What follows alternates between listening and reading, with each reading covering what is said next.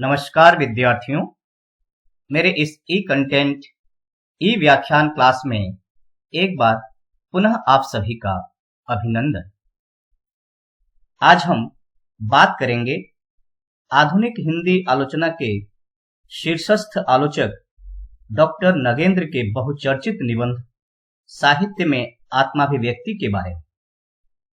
प्रिय विद्यार्थियों, यह जानना हम सबके लिए आवश्यक है कि शुक्लोत्तर हिंदी आलोचना की मनोवैज्ञानिक, रसवादी एवं सौंदर्य शास्त्रीय पद्धति को पाश्चात्य काव्यशास्त्र एवं भारतीय काव्यशास्त्र के गहन एवं सूक्ष्म अनुशीलन से नए प्रतिमानों को स्थापित करने वाले आलोचक डॉक्टर नगेंद्र का हिंदी आलोचना में उल्लेखनीय योगदान है।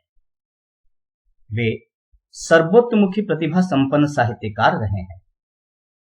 यद्यपि कि कविता, निबंध, संस्मरण, आलोचना आदि सभी विधाओं पर उन्होंने अपनी प्रखर प्रतिभा का परिचय दिया है, लेकिन निबंधकार और आलोचक के रूप में ही उन्हें प्रसिद्धि मिली है। डॉक्टर नगेंद्र के आलोचनात्मक निबंधों में अनेक संग्रह प्रकाशित हो चुके हैं, जिनमें विचार और अनुभूति, आलोचक की आस्था, आधुनिक कविता की प्रवृत्तियां, कामायनी के अध्ययन की समस्याएं, काव्यबिंब आदि प्रमुख हैं। उनके समस्त निबंधों का एक विशाल संग्रह आस्था के चरण नाम से प्रकाशित है, जिनमें कुल 101 निबंध हैं। इन निबंधों में कुछ अनुसंधान परक है, तो कुछ साहित्य सिद्धांतों और प्रवृत्तियों का विवेचन है, और कुछ यात्रा संस्मरण से संबंधित है। इनसे यह स्पष्ट हो जाता है कि डॉक्टर नगेंद्र केवल आलोचक न होकर सृजनात्मक प्रतिभा संपन्न सहृदय साहित्यकार भी हैं। आलोच्य निबंध में डॉक्टर नगेंद्र की इस विशेषता की सशक्त अभिव्यक्ति है, जिसमें उन्होंने साहित्य का मूल धर्म आत्माभिव्यक्ति माना है और इसे ही प्रतिष्ठापित करने के लिए उन्होंने इस निबंध की रचना की है।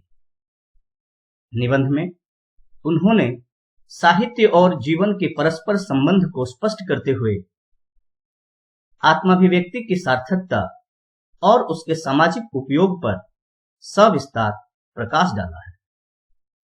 इस क्रम में उन्होंने अभिव्यक्ति की निश्चलता, जीवन में नीति और समानता की सत्ता और आत्माभिव्यक्ति का मूल और उसकी सार्थकता को रेखांकित करते हुए आत्माभिव्यक्ति के सामाजिक और साहित्यिक महत्व को स्पष्ट किया है।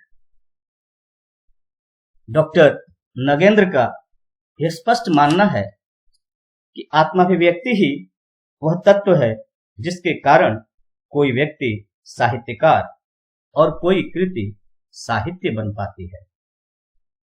अपने अनुभव को शब्द और अर्थ के द्वारा व्यक्त करना आत्माभिव्यक्ति है। इसलिए काव्य में निश्चल आत्माभिव्यक्ति करना साहित्यकार का दायित्व है। निश्चल आत्माभिव्यक्ति से रचनाकार को आत्म परितोष मिलता है, क्योंकि इससे अपने को पूर्णता के साथ व्यक्त कर लेने का सुख उसे प्राप्त होता है। यही उसका सृजन सुख है।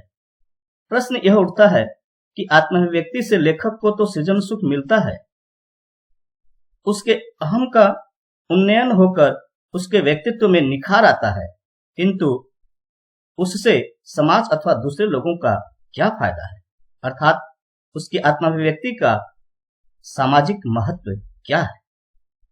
इसका उत्तर देते हुए नगेंद्र जी लिखते हैं कि लेखक निश्चल आत्माभिव्यक्ति के द्वारा सामाजिकों में जो सहानुभूति उत्पन्न करता है, वह उन्हें उसी उसी प्रकार का परिष्कृत आनंद प्रदान करती है जैसे उसे उसकी आत्माभिव्यक्ति। वे यह मानते हैं कि एक समाज सुधारक या सामाजिक के रूप में साहित्यकार का दायित्व भिन्न है, अर्थात सामाजिक के रूप में उसकी सामाजिक भावना, कर्तव्य परायणता, नैतिक उदात्तता आदि को ध्यान में रखकर उसके कृतित्व का मूल्यांकन किया जाएगा, परंतु विशुद्ध साहित्यकार के रूप में उसका धर्म निश्चल आत्माभिव्यक्ति ही करना है, क्योंकि नैतिक एवं सामाजिक मूल्य से स्वतंत्र उसका एक स्वतंत्र महत्व है, जिसे तुच्छ समझना श्लथ बुद्धि का परिचय देना है। किंतु ऐसा कहकर वे उसके सामाजिक दायित्व को नकारते नहीं है, वरन जोर देकर यह कहना चाहते हैं कि निश्चल आत्माभिव्यक्ति के आधार पर ही वह साहित्यिक कृति दे सकता है। हाँ, उत्कृष्ट साहित्य सृजन के लिए साहित्यकार का उत्कृष्ट एवं उदात्त व्यक्तित्व अपेक्षित है। डॉक्टर नगेंद्र के शब्द हैं, महान साहित्य की सर्जना उसी लेखक के लिए संभव है जिसका आत्म महान हो। जब तक उसका अहम महान अर्थात उन्नत, व्यापक और गंभीर नहीं है, तब तक उसकी कृति महान नहीं बन सकती है। अर्थात महान व्यक्तित्व के अभाव में कोई भी कृति महान नहीं हो सकती।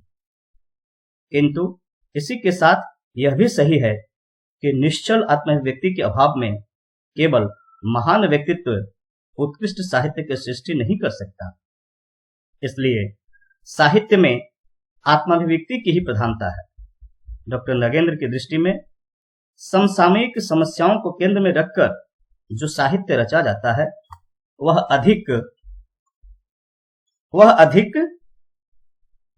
क्षणिक होता है। समय के बीत जाने पर उसकी कोई सार्थकता नहीं रह जाती।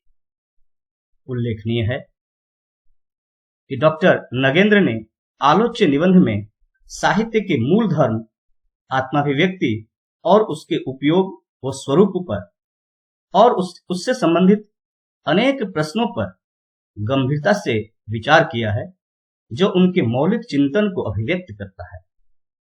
निबंध में डॉक्टर नगेंद्र की परिमार्जित गंभीर भाषा तथा तर्कपूर्ण विवेचन शैली को देखा जा सकता है। उनके विवेचन में विषय संबंधता तथा क्रमबद्धता का गुण सर्वत्र विद्यमान रहता है। जैसे कोई योग्य अध्यापक किसी गूढ़ विषय को अपने शिष्य को समझाता है, लगभग उसी शैली में नगेंद्र जी ने इस निबंध को लिखा है। उनके चिंतन और प्रतिपादन में पर्याप्त स्पष्टता है। स्वयं प्रश्न उठाना और फिर उसका उत्तर देना, यह उनकी दक्षता और पांडित्य का परिचायक है। वे किसी प्रश्न से कतराते नहीं है, बल्कि संभावित शंकाओं को स्वयं प्रस्तुत कर उनका समाधान भी प्रस्तुत करते हैं। इसलिए उनमें हवाई चिंतन के स्थान पर गंभीरता और आत्मविश्वासजन्य दृढ़ता बराबर बनी रहती है। कुल मिलाकर हम यही कह सकते हैं कि साहित्य में आत्माभिव्यक्ति निबंध डॉक्टर नगेंद्र का श्रेष्ठ विचारात्मक निबंध है, जिसमें लेखक की स्पष्ट विवेचन क्षमता, सूक्ष्म चिंतना तथा साहित्य से संबंधित अनेक मूल्यवान विषयों की अभिव्यंजना हुई है।